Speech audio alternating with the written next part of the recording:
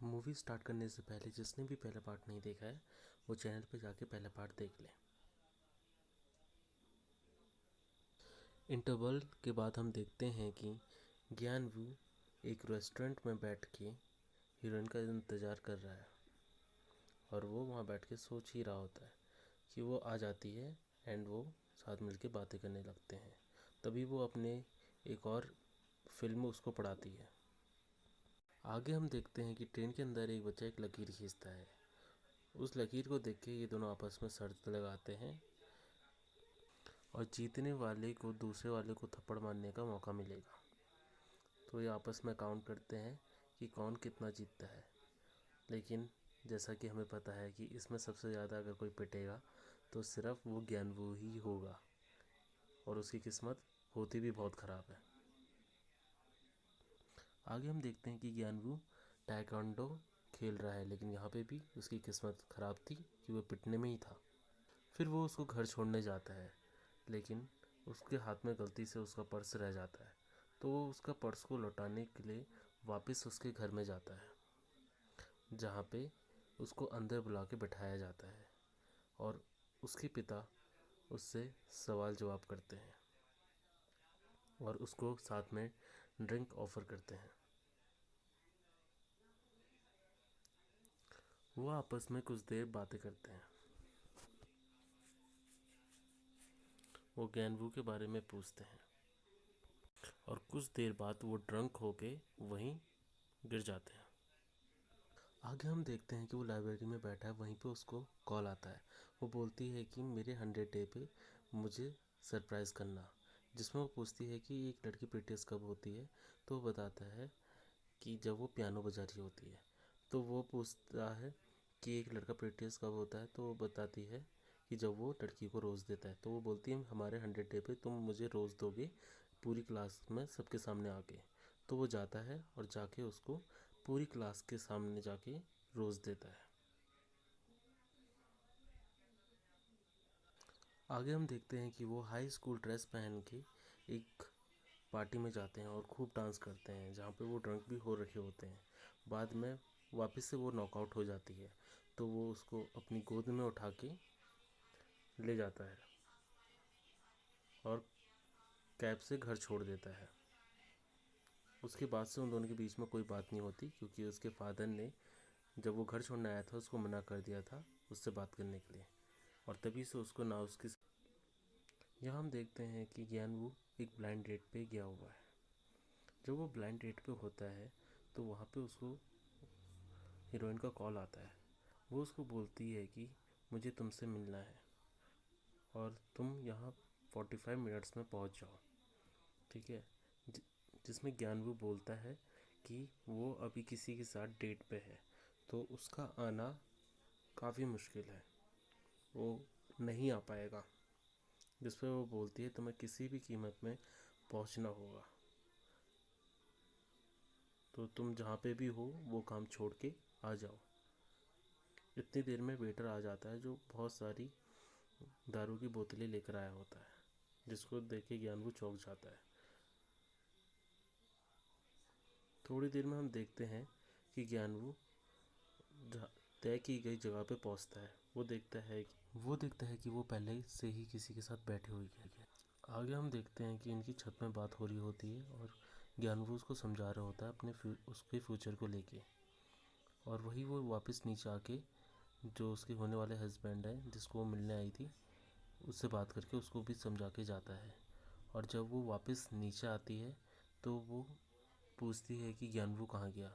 तो ये बताता है कि उसने मुझे रेडी करके गया है कि तुम्हें क्या पसंद है क्या नहीं, तुम क्या क्या चीज़ें अपनी ज़िंदगी में चाहती हो और क्या क्या चीज़ें अपनी ज़िंदगी में नहीं चाहते हो। तो ये तुम्हारा फ्रेंड मुझे सारी चीज़ें तुम्हें लेके बता के गया है, ताकि मैं इन सब के लिए पहले से ही प्रिपेयर हो सकूं। ये सारी बातें सुनने के बाद वो वहाँ एक वक्त भी रुक नहीं पाती है। वो सीधे दौड़ के ज्ञानवी के पीछे को भागने लगती है। वो रेस्टोरेंट से बाहर आ जाती है और ज्ञानवी का ढूंढने लगती है।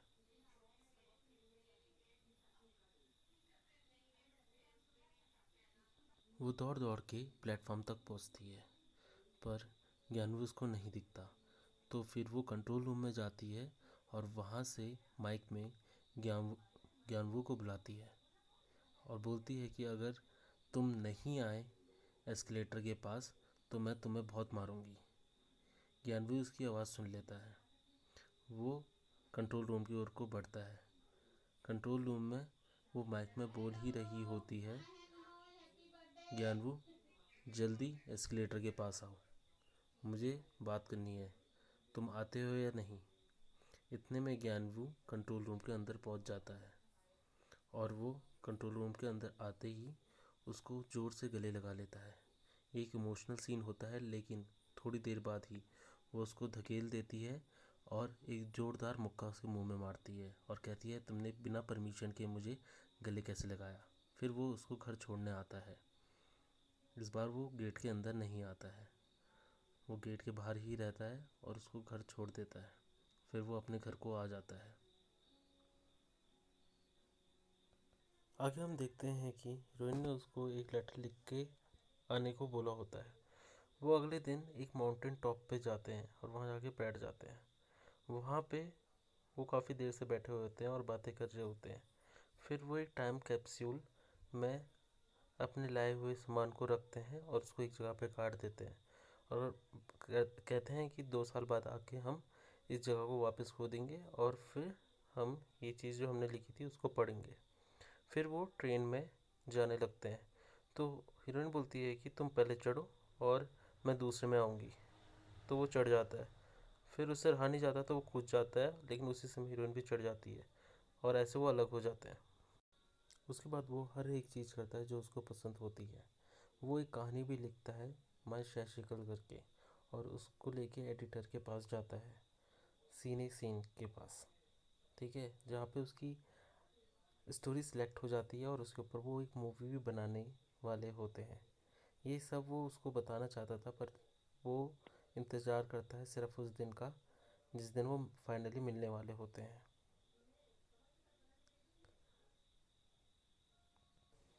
आगे हम देखते हैं कि ज्ञानवू उसी जगह पे गया है जहाँ उन्होंने कैप्सूल गाड़ी थी।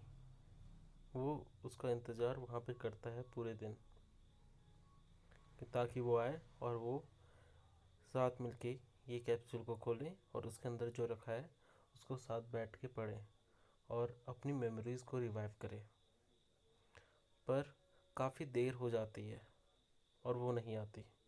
तो फिर वो कैप्सूल को खुद खोल लेता है और उसमें से लेटर को निकाल के पढ़ने लगता है।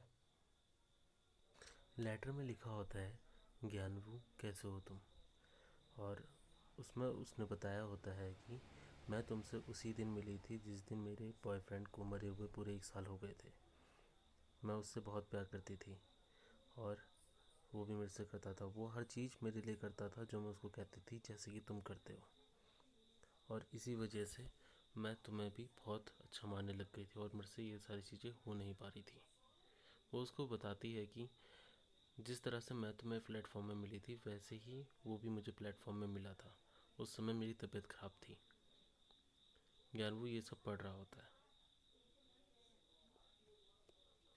वो ज्ञानवू को बताती है कि जो जो ज्ञानवू उसके लिए करता है वही वो अपने बॉयफ्रेंड जो जिसकी मृत्यु हो गई थी वो उसके लिए किया करता था।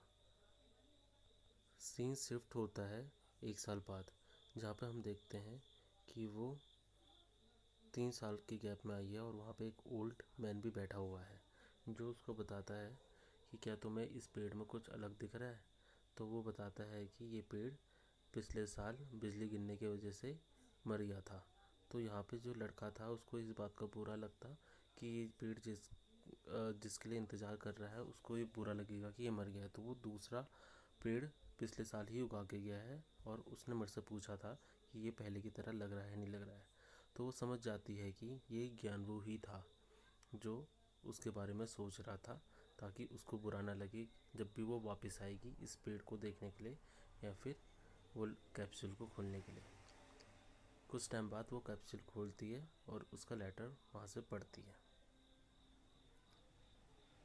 आगे वो घर जाने के बाद एक बार उसको कॉल करती है, पर उसका नंबर नहीं लगता है, क्योंकि शायद वो नंबर ज्ञानवू बदल चुका था या फिर वो नंबर ख़राब हो चुका था। तो वो बहुत परेशान हो जाती है।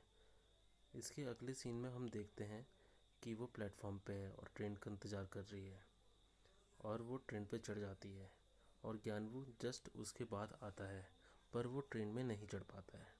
लेकिन वो ट्रेन के गिलास से उसे देख लेता है और ट्रेन के साथ साथ भागना शुरू कर देता है, पर उसका कोई फ़ायदा नहीं होता। ट्रेन जा चुकी होती है। फिर हम अगले सीन में देखते हैं कि वो एक रेस्टोरेंट में जाती है, जहाँ पे उसके एक्स बॉयफ्रेंड की मॉम बैठी होती है। वो उसको ग्रीट करती है, गले लगाती है और फिर बैठा देती है और उसको बताती है कि वो एक लड़के को तुम्हारे लिए पसंद कर चुकी है, पर वो उससे मिला नहीं पा रही थी क्योंकि वो नहीं आ रहा था, तो वो इंतज़ार कर रही हो। आगे हम देखते हैं जिससे वो उसको मिलाना चाहती थी वो असल में ज्ञानवू ही था, और वो ज्ञानवू की ही आंट थी। तो वो बोलती है कि क्या ये ज्ञानवू मेरे बेटे को रिजेंबल नहीं करता है, ये बिल्कुल उसके जैसा नहीं लगता है, ये तुम्हारे सारे दुख को छीन लेगा और तुम्हें वापस से हंसना सिखाएगा। और ये काफ़ी एक इमोशनल सीन होता है। उस समय ये दोनों की आंखों में आंसू आ जाते हैं। फिर ज्ञानवू इसके बगल में आके बैठता है और इसको बस देखने लग जाता है, और फिर वो कुछ नहीं बोलता, और ये दोनों एक दूसरे का हाथ पकड़ते हैं और मूवी यहीं ख़त्म हो जाती है। For more videos please like and subscribe the channel. मिलते हैं नई वीडियो में।